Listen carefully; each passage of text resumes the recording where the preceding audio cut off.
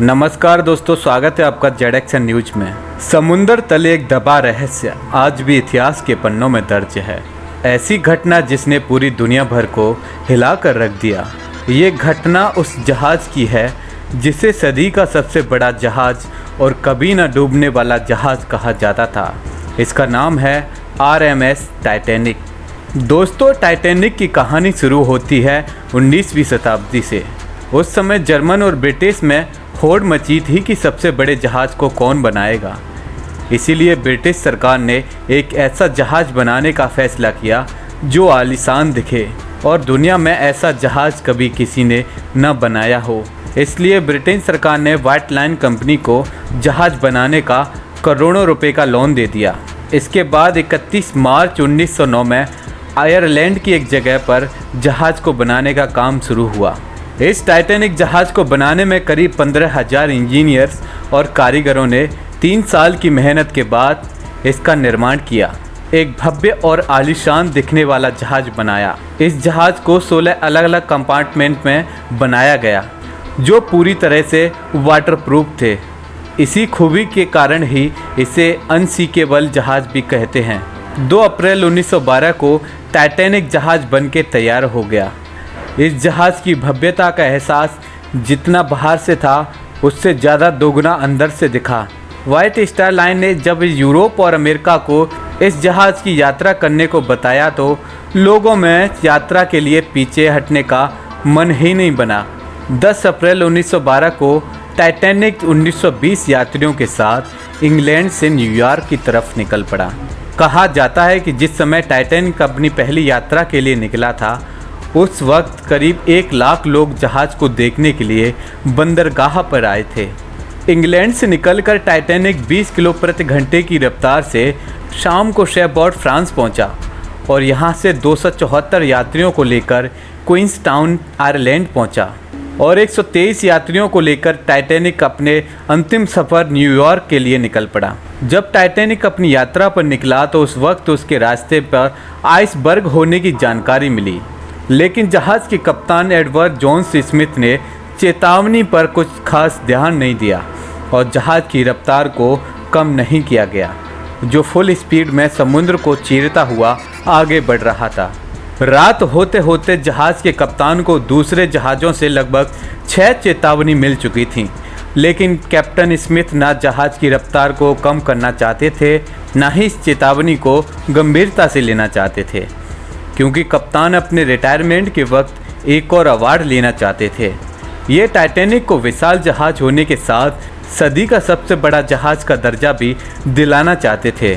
14 अप्रैल की उस अंधेरी रात को कप्तान ने सुरक्षा के लिए 2 क्रू मेंबर को जहाज़ के ऊपर निगरानी के लिए तैनात किया ताकि वो किसी भी खतरे की जानकारी तुरंत कैप्टन को दे सकें। उस रात समुद्र थम सा गया था। आसमान में चांद नहीं था, इसलिए उन्हें सिर्फ जो तारे नज़र आ रहे थे उन्हीं की रोशनी के सहारे आगे का रास्ता देख रहे थे।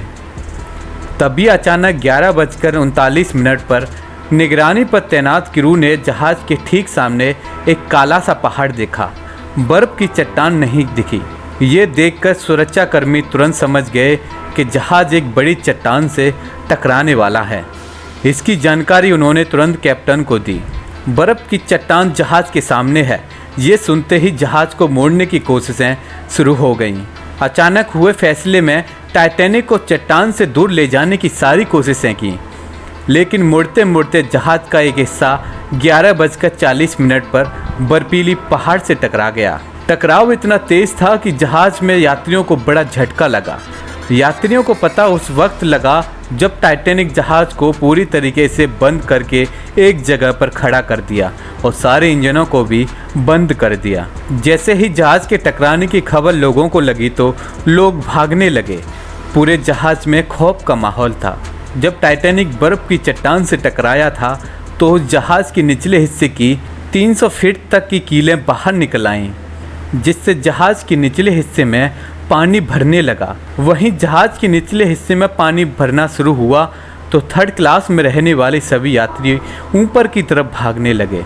इस घटना से परेशान होकर टाइटैनिक जहाज़ के डिजाइनर थॉमस एंड्रूज ने कप्तान को बताया कि जहाज़ के 5 कंपार्टमेंट में पानी भर चुका है और कुछ ही वक्त में पानी डेक के ऊपर से निकलकर एक एक करके सारे कंपार्टमेंट में भर जाएगा। अब सभी नावों को पानी में निकालने का काम शुरू हुआ, लेकिन उस समय टाइटैनिक पर केवल 20 ही लाइफ बोट थी, जिसमें केवल 25 यात्रियों को ही यात्रा करने का मौका मिलता था।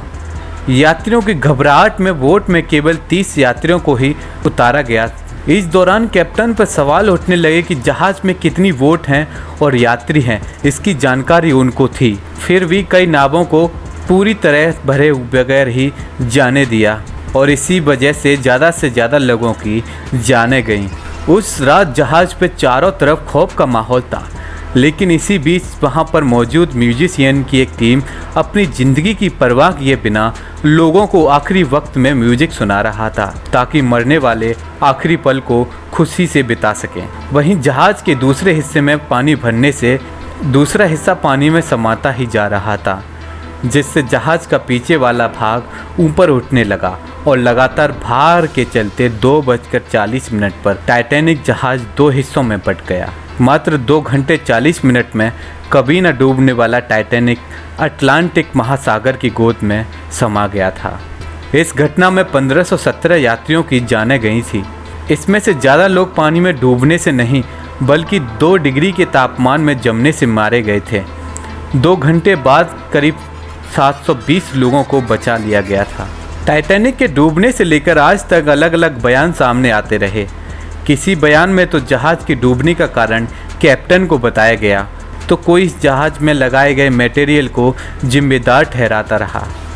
साल 2010 में शुरू किए एक प्रोजेक्ट के तहत टाइटैनिक के डूबने की सही वजह का पता लगाया गया, जिसमें ये पता चला कि जहाज़ में किसी प्रकार का घटिया मटेरियल नहीं लगाया गया था, बल्कि बर्फीली चट्टान से टकराते वक्त उसके नीचे का हिस्सा बुरी तरह से टूट गया था। इसके अलावा टाइटैनिक डूबने का कारण उसकी तेज़ रफ्तार को बताया गया।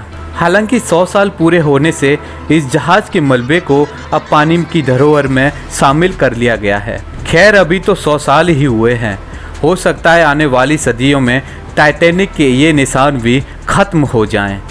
लेकिन कोई भी आइसबर्ग उस टाइटैनिक को नहीं डुबा सकता जो करोड़ों अरबों लोगों की यादों में तैर रहा है।